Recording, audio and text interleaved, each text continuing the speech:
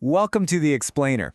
Today, we're going to dig into something that can seriously supercharge your emotional intelligence, learning how to name, identify, and really master the language of tone. All right, let's start with a classic. Haven't we all been there? You send an email, maybe a quick message, and you think it's totally fine, maybe even friendly. But the person on the other end reads it as short or aggressive or maybe dismissive. That one little misstep in tone can cause a whole lot of confusion, can't it? And look, this isn't just about your inbox, right? This is about, well, every single interaction we have. Whether you're in a meeting, a negotiation, or just chatting with a friend, that subtle choice of tone, it can change absolutely everything. So to help us get a handle on this, we're going to look at this really cool framework from an educator named Nikita. She actually built it for one specific reason, to help people develop that almost magical skill of being able to accurately read the room. So, how do you actually do that? How do you learn to read the room? Well, this framework we're diving into does something brilliant. It takes the huge, messy spectrum of human expression and breaks it down into something you can actually work with. 4 emotional colors of tone. So check this out. The framework takes 175 of the most common tones and sorts them into 4 main groups. And what's kind of fascinating is that negative tones, they actually make up the biggest slice here. Right behind are the positive and neutral tones. And then you've got this special little slice of what are called advanced tones. You can really think of this as a map of human attitude. Okay, so let's kick things off with the positive tones. Now, these are the words we use for support, for happiness, approval, all the good stuff. But here's the thing, just calling a tone positive isn't really enough. The real power is in understanding the nuance. That's what lets you be so much more precise. Take these 2 for example. You could say you're optimistic about a project, and that just means you're generally hopeful it'll go well. But if you say you're sanguine, whoa, that's a whole different level. That means you are confident and optimistic even when things look really bad. See that? It's a subtle shift, but it's a powerful one. And it's the same deal on the negative side. You know, being cynical is kind of like a worldview. You just don't trust why people do things. But sardonic? That's taking that cynicism and turning it into a weapon.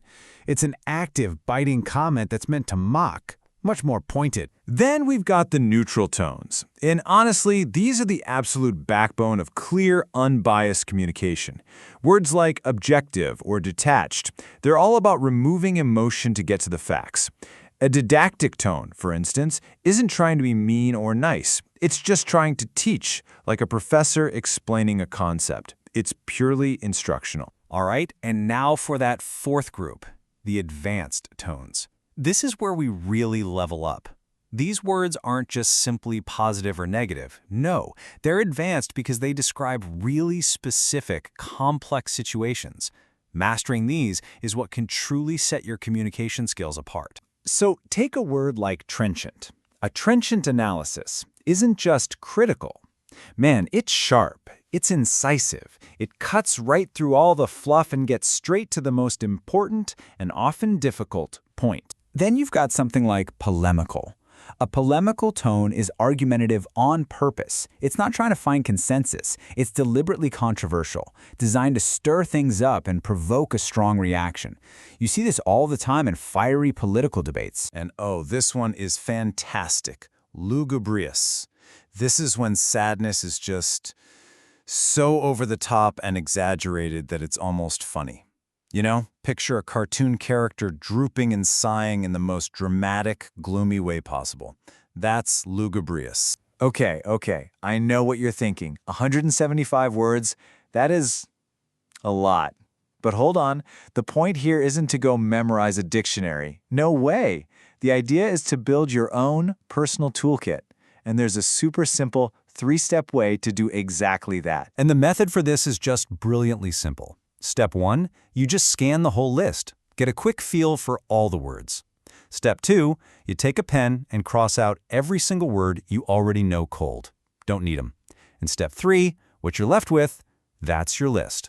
That's your personalized challenge. And see, what this does is it completely transforms this giant, intimidating list into something totally manageable and, personal. You're not wasting brain power on happy or sad. You're focusing your energy exactly where it's needed most, on the words that will actually make you a better communicator. So, why? Why go through all this trouble just to learn some fancy words? Because, and this is the key, this is not some academic exercise.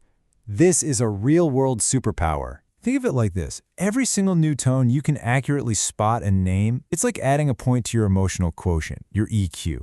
You're literally installing a more sensitive sensor on your emotional dashboard. And that higher EQ, it pays off in a huge way. You're going to write clearer emails. You'll lead better meetings because you understand the subtle currents in the room. You get better at calming down conflicts because you can see past the angry words to the real feeling underneath. It makes you a more empathetic leader, a better colleague, and a better friend. So, at the end of the day, this is what it's all about. Mastering this language gives you that ability to genuinely read the room. You stop just hearing the surface-level words, and you start understanding the real intention, the subtext, the emotion that's driving the whole conversation. So I'll leave you with this question. Just think about your own life, your job, your relationships. What's the one tone from this whole universe of words that if you could truly master it, spotting it, understanding it, maybe even using it, what's the one tone that would be a game changer for you this week? That's your starting point.